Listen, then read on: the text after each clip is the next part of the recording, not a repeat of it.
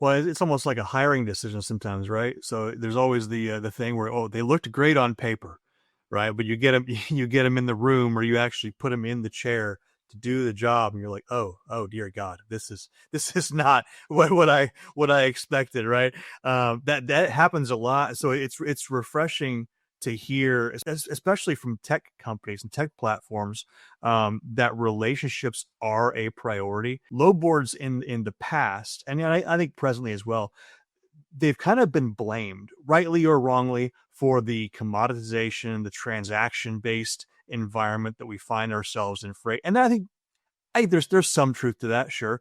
But how are you helping carriers and brokers move beyond the transaction? And you mentioned agentic AI, you mentioned fostering relationships. How are you guys helping to facilitate that?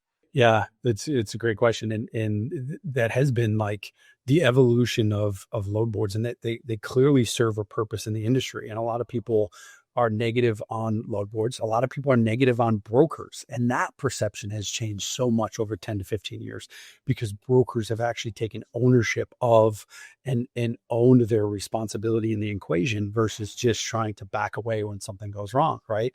And so as we look at what our role in the industry is, things like the private loads was a step in that direction of recognizing that there's multi tiers of relationships between brokers and carriers, and that giving the tools to be able to manage those multiple tiers of relationships is going to continue to be impactful.